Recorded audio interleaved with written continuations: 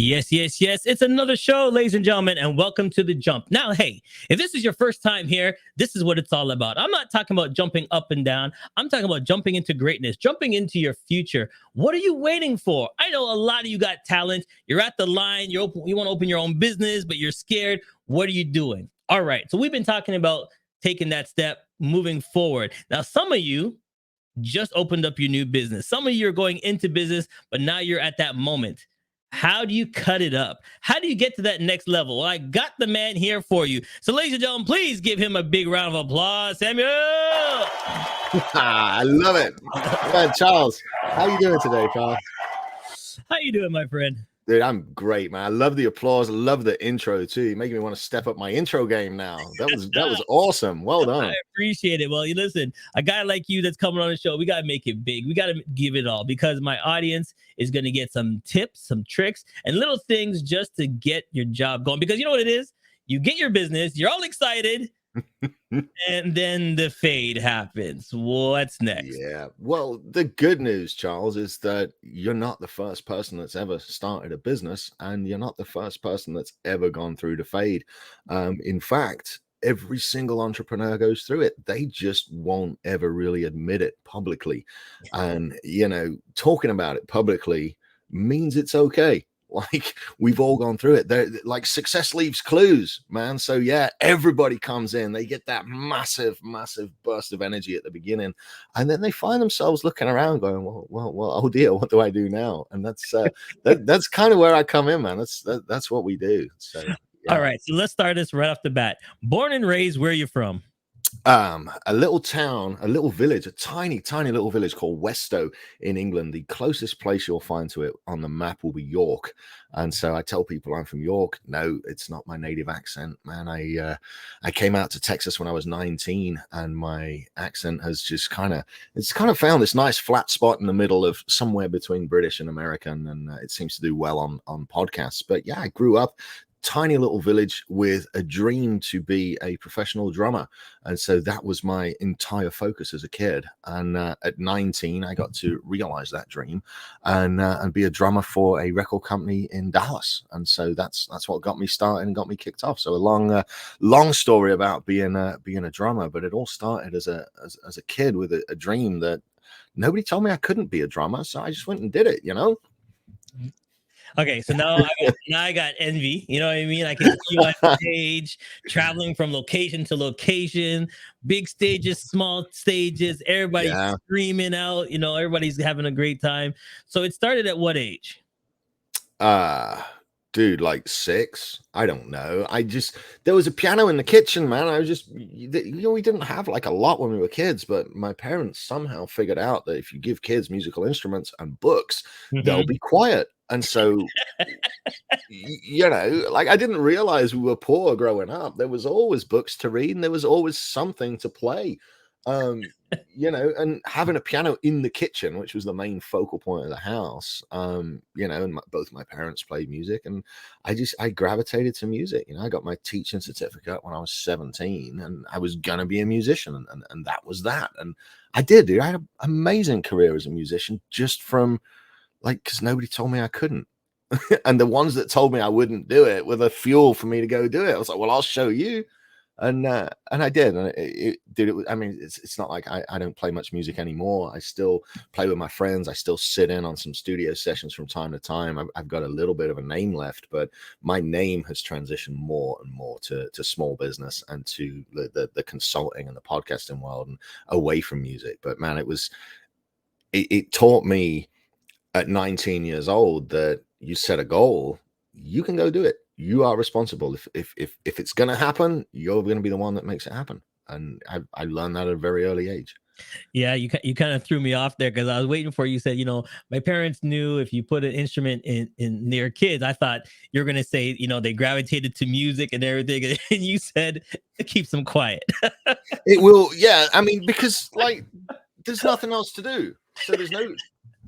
I didn't have video games, man. I had to go to my friend's house to play on their video games. And outside of like working in the yard or working in the garage, in the garage for my dad, like music was the way out.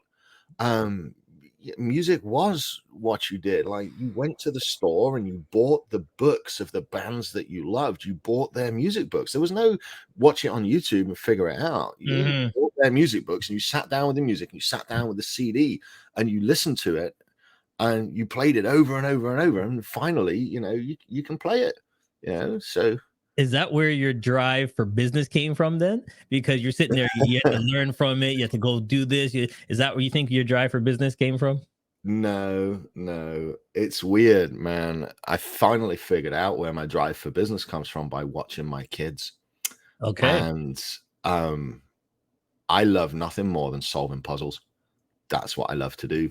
And business, like, you take your specialist skill set that makes up 10% of the business, like being a lawyer, like actually knowing the laws, probably about 10% of what you got to do. Being a plumber, actually knowing that which bit goes into what, that's about 10% of it. You still have your marketing to take care of. You've got your advertising, you've got your leads coming in, you've got to close sales, you've got all the infrastructure of a business that has nothing to do with being a lawyer or being a plumber. And it's all this really big puzzle. There's only so many parts. They all have to fit together. Every business needs them. And when you look at a business that's not working correctly and you take an assessment of all the parts that it should have, that's where the puzzle begins, because most of them are missing parts of a wheel. And so my affinity for business has nothing more.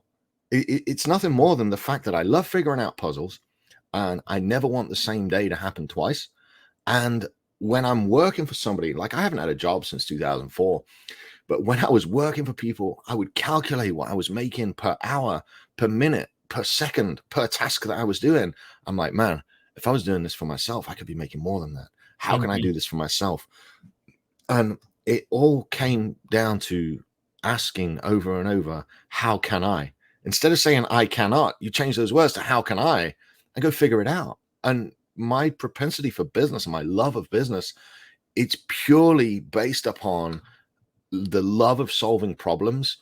And when you solve a problem for somebody, be it a student or be it a client or be it a friend, and they look at you and there's that instant, you can see it in their eyes, you can see it in their face, their demeanor, the instant the light switches on and they get it and they understand the concept, they understand what you were teaching them, and they take it and implement it. And that, to me, that's the gold.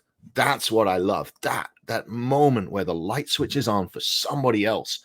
And, it just led naturally to being in business, because that was where I would get paid for solving problems, and never the same problem twice. So then how'd you come up with small business surgeon? Like, what are you what are you dissecting then, if that's the question? So the small business surgeon, like, it's such a cool story, but it had a nefarious intent, man. So I'm building a local business here in town, and I'm getting all this training on how to actually build local businesses, because, like, everything I built in the past was mainly online stuff. I did a lot of internet marketing back in the day, and I'm back to doing that now. But I was building some brick and mortar businesses, and I'm like, man, how can I generate referrals? How can I generate organic traffic? How can I build an audience that knows me and likes me and trusts me? So, like, again, quite nefariously, so they'll do business with my real estate company. And so, I come off a huge loss in 2017, and I started building a real estate company. And by the end of 2018, in a business that most people fail at, I had done almost $245,000 in gross commission income in my first year in real estate. And I'm looking to take that, and I'm looking to generate more money, more leads, more income. How can I do that? And the answer was, build a group of people that have a common shared interest with you. And your listeners can do this. Like, it's so freaking straightforward. I want to say easy. It's not easy. It requires effort, but it's not difficult in that it's not hard to do. So you would set up a club based around something you enjoy. And seeing as how I had been in business since 2004 for myself, and I was putting together a real estate company, I thought, you know what? Let me put together a group of small business owners, because my ideal client, right, was just like me, 35 to 55 years old, multiple six-figure income, drives a truck, probably has a race car, likes whiskey, likes cigars, likes 90s rock music. We really dialed down what my client was. And it was just like me. I said, well, why don't I start a group for small business owners to come and talk about small business and wins and losses and all that good stuff. And then from there, I can say, well, thanks for coming, Mr. Small Business Owner. I'm Sam. I sell real estate and I can help you sell real estate. So the intent of the group was to build the group to farm real estate clients based on having conversations and commonality around small business. Well, that worked really well. But what I found was there wasn't really a need among small business owners for real estate representation. Sure, they used me, but everybody who's anybody knows a real estate agent. And, there's a lot of good agents in my market. The top 5% of agents, there's probably 75 people in that 5%, and they can all do just as good a job as me. But what they weren't talking about was business itself. And so what I did when I first started the group was open up my calendar for coffee. And I started taking 1 to 2 coffee meetings a day with people from this group and said, just tell me about yourself. Tell me about your story. Who are you? What are you doing? Where are you hung up on? What can I help with? How can I help? Who do I know that can help you get over this? I just started providing value to business owners. And because I had been through obesity and alcoholism and losing a 7-figure business badly and going under, because I'd been through all that. And I was really the only person at the time that was willing to talk openly about the alcoholism, about the failed marriage, about losing such a large company that I built from scratch. And I talked openly about it and said, hey, yeah, this sucked. And here's what happened. And here's what I do now. And here's how I've pivoted. Other business owners started opening up to me in ways that I did not believe. I had no idea how many small business owners were really in the trenches every single day. I thought people that ran businesses knew what they were doing. Yes. We don't. Like, we know what we're doing up until the point that we don't know. And then we have to go find out. And the commonality there is you get to a point and you try it and you fail. And then you get back to that point, you try it, you take the lessons from the failure and you succeed. Right. And that happens over and over and over in small business. And so the small business surgeon came about after, I'd been podcasting for about 4 years at that point. And I said, look, we got a generic podcast. It's a couple of co-presenters. We smoke cigars every week. We host it in a cigar lounge. It's great fun. But I wasn't monetizing it. It was just some lads messing about, talking about cigars. We bring on a guest and it was fun. Right. But I'm like, I want to monetize something. Right. And I want to be able to impact as many people as possible so they don't have to go through what I went through, because we all make the same mistakes. You get a little bit of money and you don't know how to control it or how to invest it or where it goes. The money's gone. You spend it. We all do it. Like, the first time you get proper rich, you go to the club and you spend it. Like, that's what it's for, right? That's what we've been working for. We're going to go spend this. We're going to spend this money, and then you get like a $20,000 and a $30,000 tab at the club and your business partner pays it. And he's like, yeah, this is cool. And I'm like, geez, that's a lot of money. What the fuck are you doing? But then you look the next month and the checking account's filled up again. You're like, well, I guess it's okay. Yeah. But keep going. In all reality, though, like, making money is an art form, but keeping money is a science. And I was really good at art and I wasn't very good at science, and such happened to where now, looking at the company that collapsed, I've taken the lessons from that and I've multiple times that money now from those lessons. But at that point, it was, the most painful thing that had ever happened to me. I went from multiple 5-figure a month income with a 7-figure company with 2 employees to like broke and underwater and being chased and living on a buddy's couch. It was like the worst shock to my system ever. But looking back, it was the best thing that had happened to me. Because see, money is a tool, and most of us use money, whether we know it or not, to amplify who we are. We become a bigger version of ourselves. So, is this an adult show or not an adult show? It can be whatever you want, man. If we gotta bleep it Okay, out, bleep it out.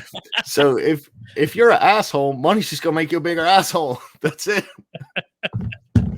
And with me, if you're an alcoholic, right? What's it gonna do? It's gonna enable you to go buy more alcohol Yeah, and because live that life. you're going out with the Yeah. people, you're drinking, And you're so, partying. Yes. right. So I learned how to make money, but I didn't learn ever how to keep it and how to multiply it, how to grow it, and how to take care of people with it. And so the small business surgeon really came about after trying and succeeding quite nefariously to build a business owners group that I could sell real estate to, and then realizing that, hey, there's 80 other people could sell real estate to these guys, but there's only one small business surgeon that can actually help them through what they're going through. And so my group's like, I don't hate on anybody at all. However, it's like the anti-chamber of commerce. It's a safe space. You don't want to go in the chamber of commerce and say, I'm struggling. You don't want to, Yeah. and in reality, in those rooms, you'll find successful guys. However, you'll also find the guys with the leased cars and the credit card payments that are behind and the fancy shoes and a fancy watch that are trying to sell you insurance so that they can get some money this month so that their past due rent can get caught up. Right? We all look like we're successful. Right. But when you start peeling it back, the majority of small business owners aren't.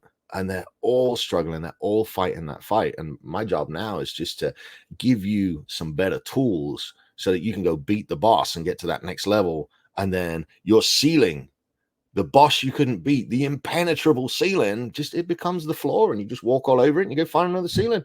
Like, it's that simple.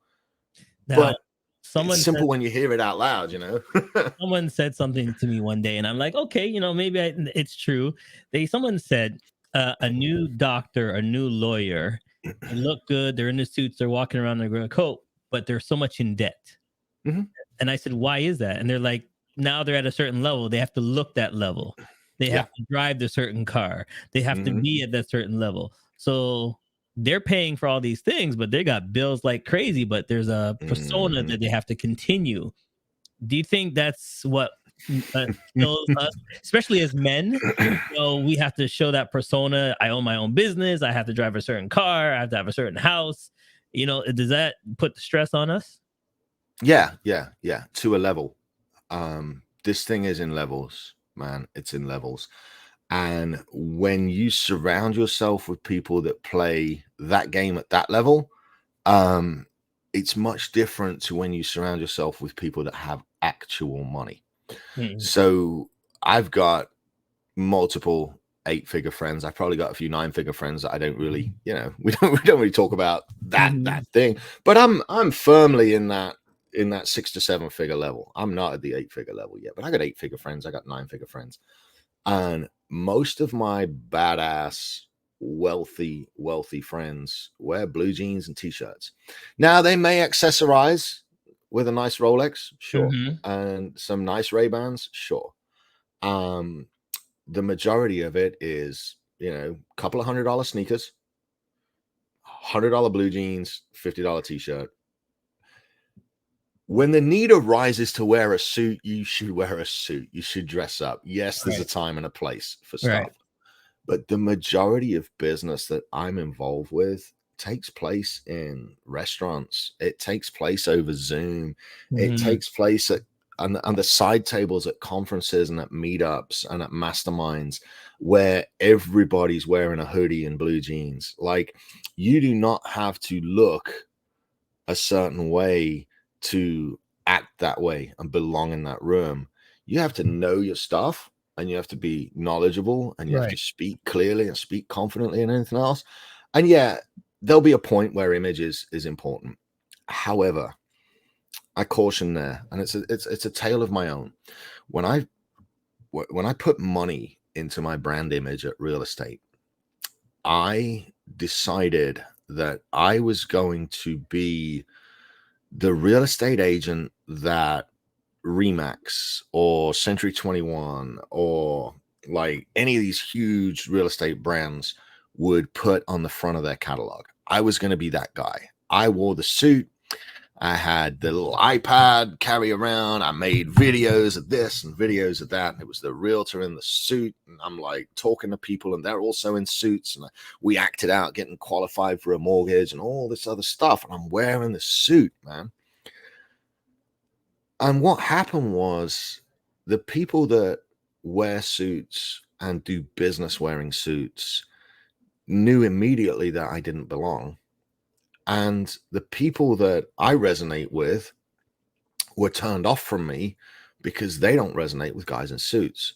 So how you dress and how you style yourself and everything else is more a question of how does my target audience dress?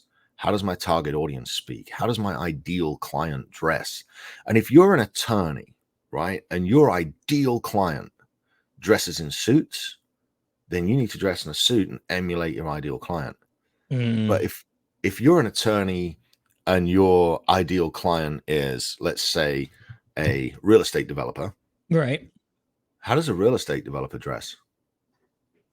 Blue jeans, polo shirt, drives an F-250. Yeah. Who do they want to do business with? Right. A guy in blue jeans on a polo shirt, probably drives an F-250. That's who they're comfortable with. So it's not about projecting an image of who you want to be. It's about relating to your target audience and the people you're trying to connect with and being approachable to them. You've got to sell how they want to buy. Sounds good. All right, let's check this out. It's now time for a rapid fire. We're going to get to know you a little bit more, my friend. Okay, this is fun. This is fun. This is what we're going to do. You get to choose what rapid fire questions I'm going to ask you. A, B, C, or D. But here's the thing. There's only 2 minutes on the clock. You can elaborate, but remember, you got to get through all the questions. So what would you like? A, B, C, or D? My man, let's go in order. Hit it with A. Hit it with A. All right. 2 minutes starts on the clock when I ask my first question. Here we go. What is your favorite drink? Ooh, tea. Hot tea with milk in a cup, just like this. When are you most productive? I'm sorry? When are you most productive? Well, oh, mornings. Dude, kill your freaking morning. Like, okay, if you don't have a morning routine, go and get one. Get up, right? Get up, exercise, journal, gratitude, school run, coffee, like write it out, do it. Like, dude, I get a full work day done by about noon. And then my afternoon, like it's very rare I record a podcast in the morning. Very rare. I think you're probably the second or third I've ever done in the morning. Most of the day, my heavy lifting is done by lunchtime. And then my afternoon is podcasts and meetings and a little bit more fun stuff. But dude, mornings. Get it done. Get it done. Mm-hmm. Okay. What inspires you and why? Oh, my goal list. I have the perfect life. I wrote it out. I read it at least twice a day. I manifest it driving down the road. And it is because everything I want to do in life is written down in front of me. And I just look at that and I read it every day and I go. That's what inspires me. Summer or winter? Ooh. So I'm going to live on a beach, but there's be mountains in the background. Okay. Favorite cake? Carrot cake from HEB. Favorite number? Oh man, it's 69. There's just no way around that. My girlfriend's she's gonna go mad when she hears this shit. What was the worst subject in school? Oh, music. What was your best subject in school? Science, definitely science. And I'm going to give you 10 more seconds. Tell me about yourself in 5 words. Gratitude. There you go. I'm just. Well, That's the secret, man. It's the secret. It's the secret to everything. All right, everybody. Don't go nowhere. We're going to take a quick break. We're going to be right back. CMJ Entertainment is a one-stop shop. CMJ Entertainment helps people do any type of events, and it's a marketing tool as well. So we'll cover everything from start to finish. If it's a wedding, we'll make sure your wedding is over the top. And if it's an event, we make sure that everybody gets information at the end of the day. Give us a call at 416-414-8964 or online go to cmjent.com. Hey, it's okay if you're driving or too busy to take notes. Charles has your parachute packed with all the info you need to jump into success. Check out the links section for all the tools you need to land safe. Now, let's keep falling with Charles and his special guest.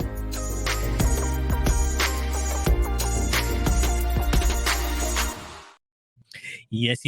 So before the break, we talked about numbers. We talked about your best school, but we also talked about how do you start your day. You're so passionate about getting the work done in the morning time. Just get it all done. You have the rest of your day to relax. That's when you're most productive. When you first wake up in the morning, what's the first thing you do? Like I shut off my alarm. I go to the restroom, I carry my phone with me, and I open my gratitude app.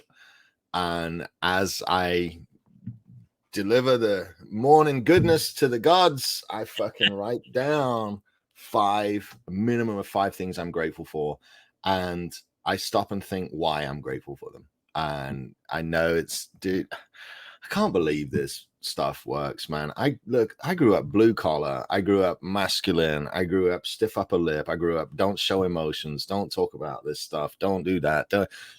Dude, the entire secrets of the universe and how you live your day, it's all based on finding things to be grateful for and wiring your mind that way. So the first thing I do is wire my mind with happiness, with the things I'm the most happy about. And that's it, man. It's like the most important thing there is because if you wake up, like you're a totally blank slate. So whatever thoughts come into your head the minute you wake up are the thoughts that you'll base your day around. That's it. Like that. That's where you set off, man. So that's what I do. All right. I like that a lot. All right. So here's a question for you. I've always asked every one of my guests, they always say, they can help this person or do this person, but not every client is their client. What is the best client for you? Who should be calling you if they need help? Who should be coming to you? What are you looking for? Man, I'm looking to give. My ideal clients, and I've tripped up over this on podcasts before because I prefer working with men. That doesn't mean I don't work with women. And without getting into the sexist side of things, let's look at clients and say there's an emotional brain and there's an analytical brain. As a problem solver and a puzzle guy, I love selling and working with the analytical brain. And this was something I discovered in real estate. Again, how women buy houses generally is far different to how men buy houses. And so it's the same in business. And there I've got some wonderful women entrepreneurs groups that I've partnered with that I send female clients to because they can relate better to them. But my ideal client is generally, which is strange because I get a lot of younger listeners as well on my show, but my ideal client's generally 35 to 55, 60 years old. He'll be male, a small business owner. And, I deal with a lot of service industry guys. We're talking, you might have a $3 to $5 million turnover. You might have 10 or 12 staff. You might be a little bit bigger than that. You might be a little bit smaller than that. But generally it's the guy that's working as hard as he can. And yet at the end of the day, he still feels like he's spinning his wheels. He feels like there's not enough money to go around at the end of the month. And you look down, you say, well, shit, I ran $3 million this year. Why am I still broke? Those are my kind of clients because it generally tends to be a few tweaks here and a few tweaks there. And you can take that business from just existing to being immensely profitable, just from exploiting mistakes that these guys are making with their marketing and really with their customer service and their brand re-engagement, actually, coming back to customers and stuff. So I just, guys below that level, I do charge a significant amount to do stuff, but they benefit from the free group that I've got, the small business owners network that I have. They can benefit from the podcast. They can benefit from the YouTube channel. So there's stuff out there for every single entrepreneur that's trying to improve. But really from working with people, we got to start between 3 and 5 million in revenue, and then kind of up from there to help them out with their game. But man, I just want to pour value into the entrepreneur community purely because it's done so much for me. Over the last 4 or 5 years, the mentors I've had, some of them free, many of them paid, have just poured relentlessly into me, and they've improved. Like, dude, I had $1 million, $6-7 million company before I ever hired a mentor. And yet the amount of love and the amount of information and knowledge and time that I've received from those mentors makes me be okay and actually want to give. And I'll give and give and give. And then, yeah, we charge clients money for stuff. But the majority of what I do is how can I impact small business owners and how can I help entrepreneurs? And most of the people I impact, most of the people I help, I don't get paid for. I get paid in kind. It's a karma thing. I put greatness out in the universe and the universe pays me for it, man. It's great. All right, let's have some fun before we let you go. Okay. Now time for Pick 3.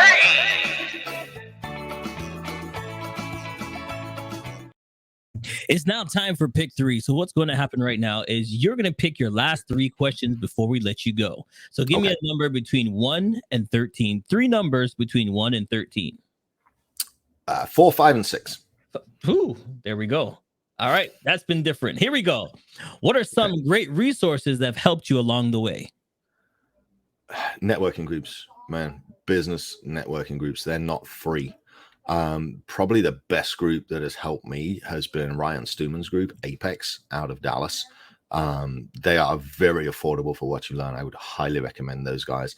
But in all honesty, YouTube, Udemy, Khan Academy, Google, like, you can do this. Like, it's not rocket science. It's not complicated. It's just putting one foot in front of the other, But for life-changing stuff, it has been the Apex group out of Dallas. All right. What have you read or listened to that's inspired you? Man, I am a just voracious reader, dude. I love to read. Probably the best book I've read in the last few months has been, it's actually sitting right here on my desk. I was not asked to plug this, but Alex Hormozi's book, $100 Million Offers. It's a fantastic book. And what it does is it breaks down the psychology of an offer and why people click what they click and how to move them through a funnel and engage them as buyers and then re-engage them and keep them involved. And, this is stuff that I had experience of before, but this book, $100 Million Offers, it's written at a level that everybody can understand. It's a phenomenal book. I highly recommend it. All right. Last one, number 6. Who has 3 people in your life that's influenced you? Very influential in your life. Who are the 3 people? I would say Mr. Thomas, the head of physical education and upper school at my high school, who was I hope he's still alive. I do. I sometimes, when I go home, I try to keep up with my teachers. And he was the guy, the back of the Pink Floyd Brick in the Wall, where there's the guy shouting, "If you don't eat," that was Mr. Thomas. Hugely influential in my childhood. One of my other childhood teachers, Mrs. Wellard, she passed away maybe 15 years ago now, but she was the teacher that made us do rote math, like out loud math. She is the reason my mental arithmetic, I can calculate percentages in my head because of my elementary school teacher.